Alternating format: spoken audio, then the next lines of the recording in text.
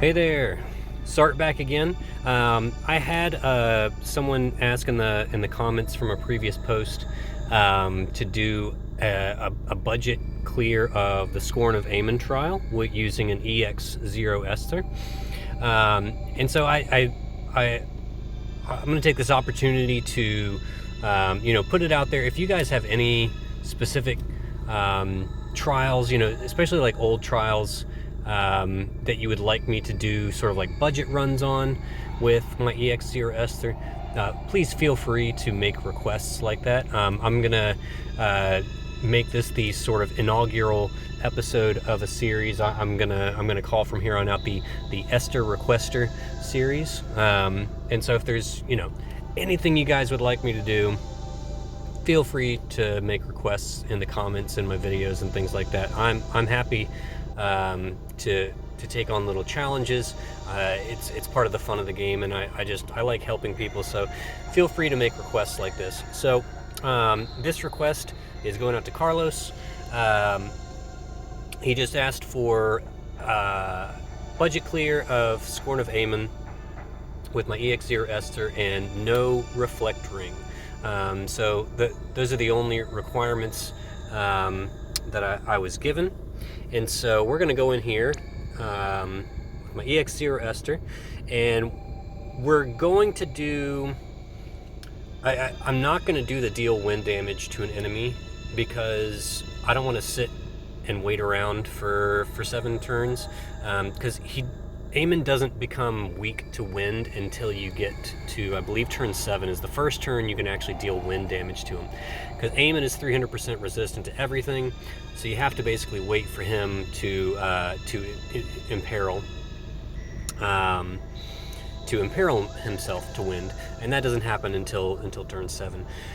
So I will note that the team I'm using here can still easily get that requirement. It just requires that you sit around, twiddle your thumbs, and wait until turn 7, and then imbue yourself with wind and deal the wind damage on that turn. All right, but I will do defeating him in 8 turns. That's easy enough. Party 5 or less, easy enough. And I'm not even going to take a friend here. If you took a friend Esther, say you didn't even have an Esther in your party, and you just grab any random Esther off your list, they'll probably be just fine here. All right, so here's my budget team. It does require, doesn't necessarily require, I'll just say it makes life a lot easier if you have 7-star Ash. That's dethroned heroine Ash, and you can just pull her from the UOC tickets. She's in the UOC pool, so just get her, level her up to level 7 or a 7-star, and she'll be good to go. She is very useful for this particular skill called Dusk Shard, and this basically does a 3-stack magic seal on the boss. Okay, because Amon does a lot of white magic. The idea is Amon zombifies your team and then hits you with a lot of healing magic, which in turn, since you're a zombie, does damage to the team. And since it's all white magic, you can seal it, and so this basically nullifies all of that damage every turn. You notice the MP cost is quite high on this skill, so when we build our Ash, we have to take that into account, and so you want to use things that reduce MP cost, and so things like Formal Suit, which is Rivera's STMR, that does a 30% MP reduction, very useful. Heliolite, which is Soul's STMR, that does another 30%, right? So that gives you 60% right there, MP cost reduction, and that's more than enough to bring down the cost of Dusk Shard. I think it brings it down to like 212.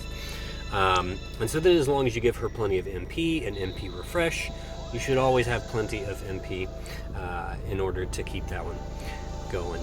Now, Ash is going to be our passive provoke unit, and so I've given her Moogle Charm and Durandal. That gives her 80% provoke, and then the remaining 20 comes from Danger Gets the Blood Pumping. That's Avalanche Jessie's TMR. All right. And then otherwise I gave her lots of MP with some MP refresh. And then Hairpin of Purity, that is for the ailment resist. You have to make sure that everyone is petrify resist. And then Ash will need to be death resist, because when we pass the 75% threshold, he's going to do a single target death. So we want to make sure Ash does not die. All right.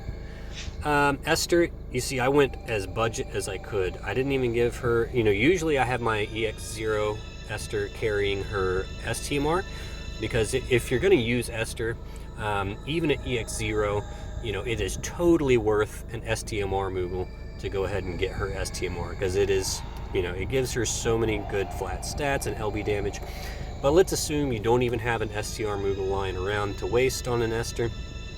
I gave her Envy Rain's STMR here just to make this extra budget. So this is probably the lowest attack I've ever had on an Esther, and we're still going to get this done, don't worry.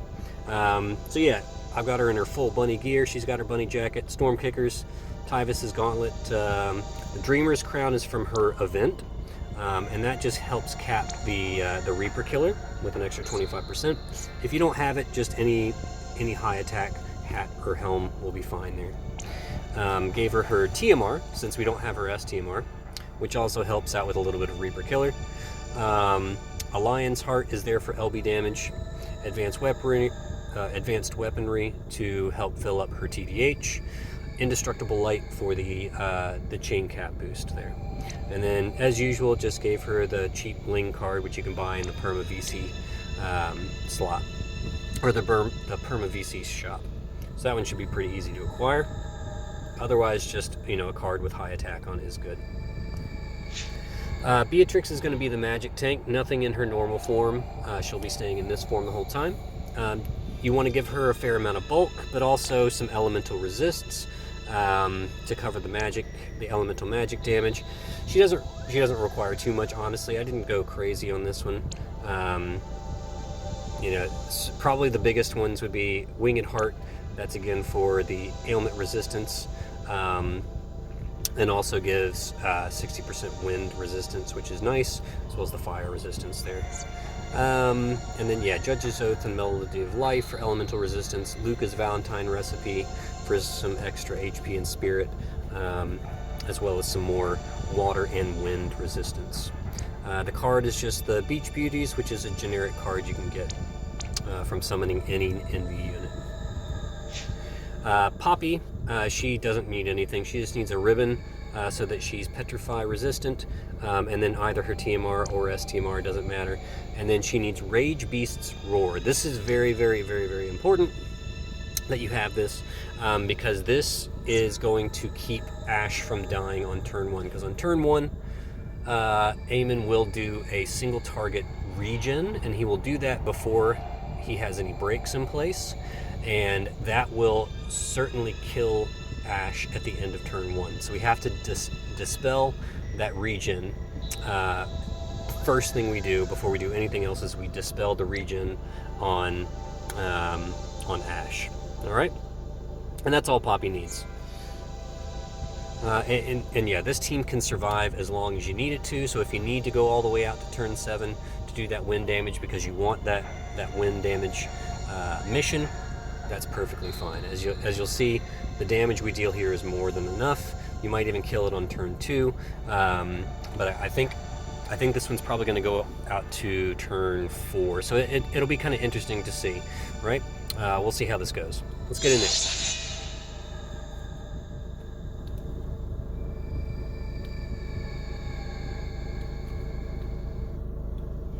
Alright, so Amon's going to do his zombie.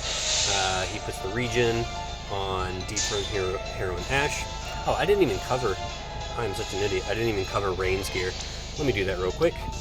Rain is, his gear is pretty irrelevant. He's not going to do a whole lot of damage here. It's pretty much his standard stuff in his normal form. Nothing fancy. In his Brave Shift form, his STMR, Sigurbrunja for the 50% LB damage, and then a couple of Storm Kickers for some more LB damage, Indestructible Light, Master of Fate, and then some Reaper Killer just to help out. This is, again, that free card we got from the War of Visions collaboration event last week. So it's pretty nice for a free card. for you know, budget builds and things like that. All right, and that's all. Yeah, Rain's really just a chain partner, and also to do the fire imbue for the first round. So for the first 3 turns, Amon is going to be weak, or is going to be, yeah, I guess you could say weak to fire. So I think he comes with a 100% imperil, but he is completely resistant to everything else. So fire is the only damage you can do here. Okay, so like I said, first thing you want to do is dispel ash to remove that regen. We're going to get rid of that. Now ash is going to do, actually, let's see, we're just going to do double. We don't need to triple cast anything. All right, Dusk Shard, and then Mist Bubble. That just puts up a barrier for everybody. Okay. And that will basically negate all of the healing magic that Amon is going to throw at us. Beatrix can basically just auto-repeat here. She's just going to cover Saintly Protection. Okay. Esther can go ahead and get ready. Energizing Bunny for the Reaper Killer buff. Calm Before the Storm for the Great Sword Imperil. Bolting Slice for the higher defense one. Rain here is going to do Blaze Saber, Rising Saber, and Prominence Saber. Now, if your Prominence Saber isn't fully enhanced, that's okay. It doesn't need to be. Like I said before, I would definitely recommend putting 2 crowns into this to get it up to a 50% amp. You do not necessarily need to put 4 crowns in it for the 55% amp. Okay, that extra 5% isn't going to make or break you. Okay, but I would say 1 or 2 crowns to bump that up to either a 45 or 50% amp is definitely recommended. All right, so we'll go ahead and just do that. Yeah, that damage is going to be pretty irrelevant. All right, Amon's going to do a bunch of his white magic here. All of that is nullified thanks to Ash. Okay. Yep, Beatrix takes no damage there. That's pretty excellent. All right, Rain will now shift. Okay, he's going to do his LB. Esther does her LB. There's a chance we might kill him on this turn. I'm kind of hoping not, because I'd like to go ahead and sort of show you how we play out, you know, doing a different imbue. Poppy can do water and wind.